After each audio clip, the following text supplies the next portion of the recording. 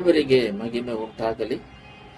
ಒಂದು ಸೇವಕರು ನನಗೆ ಮೆಸೇಜ್ ಮಾಡಿದ್ರು, ಕ್ರಿಸ್ಮಸ್ ಆಚರಿಸಬೇಕು, ಎಷ್ಟೋ ಜನ ಆಚರಿಸ್ತಿದ್ದಾರೆ, ಸ್ವಲ್ಪ ಜನಗಳು ಅದು ಬೇಡ ಅಂತ ಹೇಳ್ತಾರೆ ಅಂತ ಹೇಳ್ಬಿಟ್ಟು ಮೆಸೇಜ್ ಹಾಕ್ಬಿಟ್ಟು ಅಷ್ಟಕ್ಕೆ ಬಿಡದಂಗೆ ಅದನ್ನ ಕೇಳ್ರಿ ಪ್ಲೀಸ್ ಲಿಸನ್ ದಿ ಮೆಸೇಜ್ ಅಂತ ಹೇಳಿ ಹಾಕಿದ್ರು.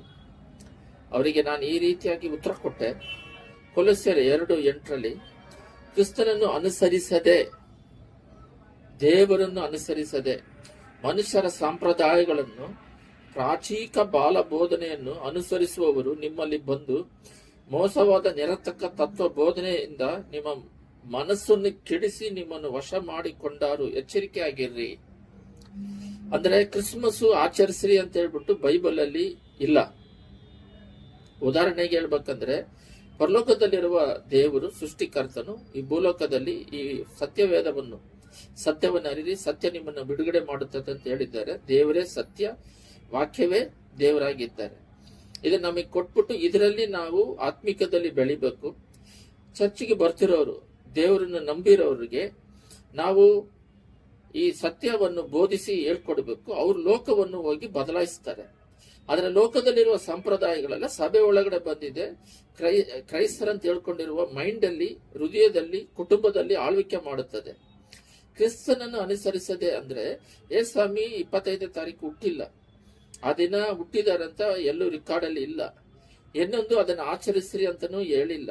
ಈ ಕ್ರಿಸ್ಮಸ್ ತಾತ ಅಂತಾರೆ, ಸ್ಯಾಂಟಾ ಅಂತ, ಅದು ಬೈಬಲ್ ಅಲ್ಲಿ ಈ ತರ ಇದಾರೆ ಅಂತ ಹೇಳಿ ಎಲ್ಲೂ ಇಲ್ಲ.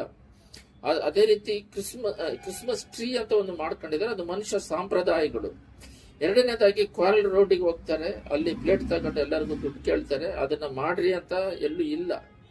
ಯಾಕಂದ್ರೆ ನಾನು CSI ಇಂದ ಹಿಡಿದು ಕ್ಯಾಥಲಿಕ್ ಸ್ಕೂಲಲ್ಲಿ ಓದಿ ಆಮೇಲೆ ಆತ್ಮಿಕ ಸಭೆಗೆ ಬಂದಿರೋದು. ಅದರಿಂದ CSI ಬಗ್ಗೆ, ಕ್ಯಾಥಲಿಕ್ ಬಗ್ಗೆ, ನನಗೆ ಆತ್ಮಿಕ ಸಭೆ ಬಗ್ಗೆ, ಇನ್ನೊಂದು ನಮ್ಮ ತಾಯಿ ಹಿಂದೂ ಆಗಿರೋದ್ರಿಂದ ಅದರ ಬಗ್ಗೆ ಎಲ್ಲ ನನಗೆ ಅನುಭವ ಇದೆ. ಅದರಿಂದ ದೇವರು ಬೈಬಲ್ ಅಲ್ಲಿ ಹೇಳಿರೋದು ಪ್ರಭುರಾತ್ರಿ ಭೋಜನೆಯನ್ನು ಅದು ವೀಕ್ಲಿ ಒನ್ಸ್ ತೆಗಿತಾರೆ, ಅಪ್ಪವನ್ನು, ದ್ರಾಕ್ಷಾರಸವನ್ನು ಇವ್ರು ತಿಂಗಳಿಗೆ 1 ಟೈಮ್ ತೆಗಿತಾರೆ. ಅದನ್ನ ಮಾಡ್ರಿ ಅಂತ ಹೇಳಿದ್ದಾರೆ.